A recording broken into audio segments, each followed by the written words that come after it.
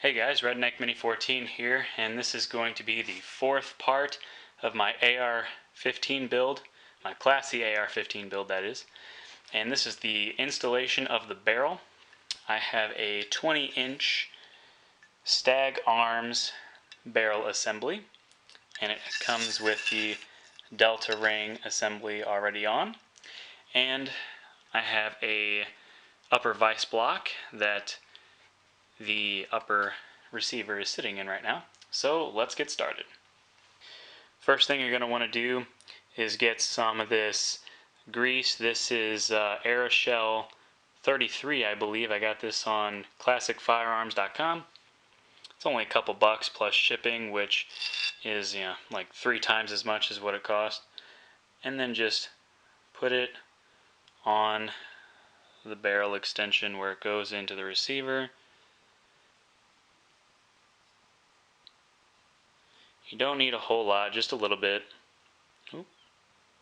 Make sure it's in frame. You're also going to want to do the same thing on the inside of where the barrel is going to be extended into. You're also going to want to put a little bit of the grease on the threads themselves. Not a whole lot. Again, just a little bit.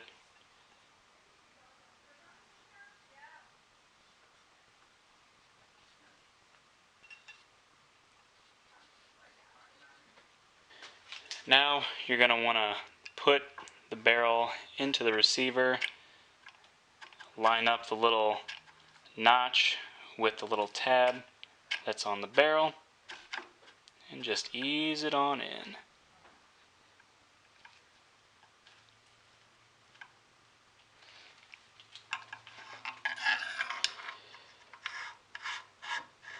Now you're going to want to take your Delta ring and spin it till it's hand tight.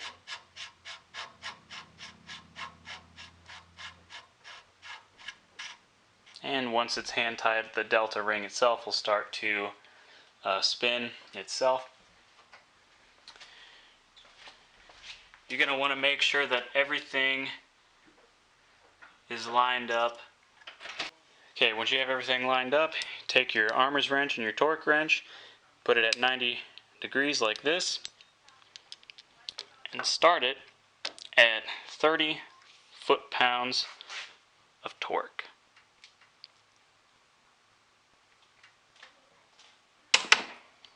Okay guys, I regret to inform you that during the barrel installation I had a few technical difficulties with the camera, and I didn't get it all recorded because of the camera battery and all that, and I wasn't going to go back and redo it again. But things to keep in mind when installing a barrel on an AR-15 is, number one, you want to start out at 30 foot-pounds of torque on your torque wrench. Keep it at 90 degrees with the armorer's wrench.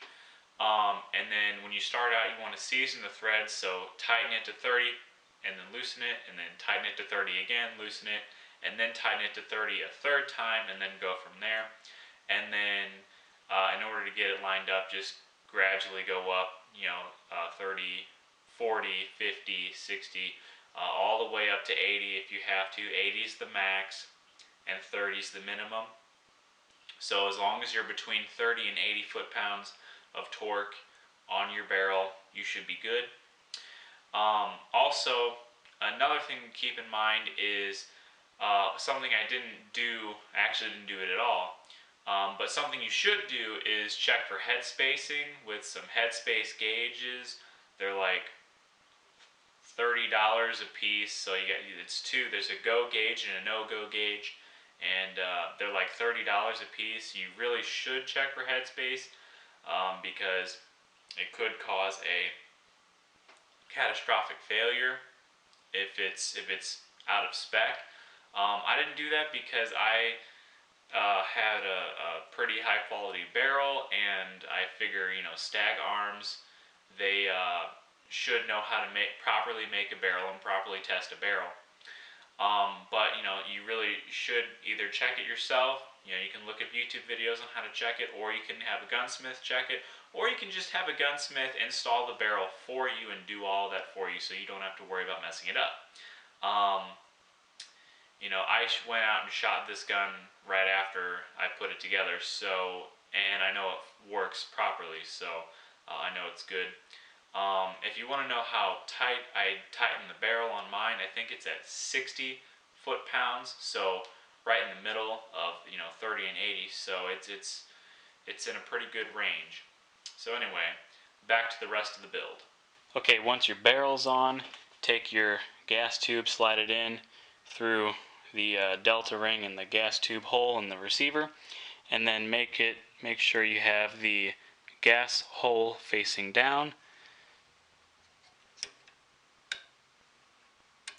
and stick it in, and try to get your holes lined up on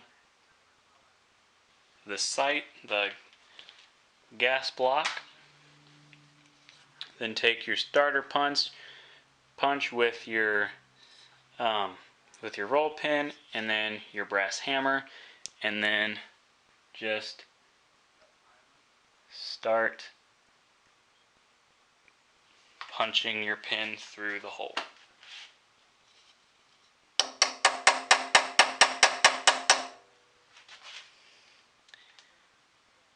Always make sure that your hole is lined up.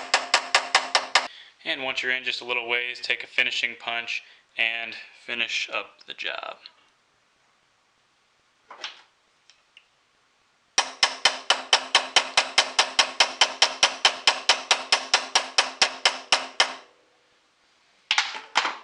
Alright.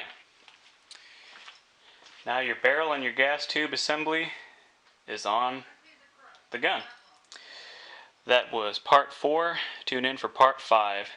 Subscribe to my channel, like me on Facebook. I'm Redneck Mini 14, and until next time, be safe.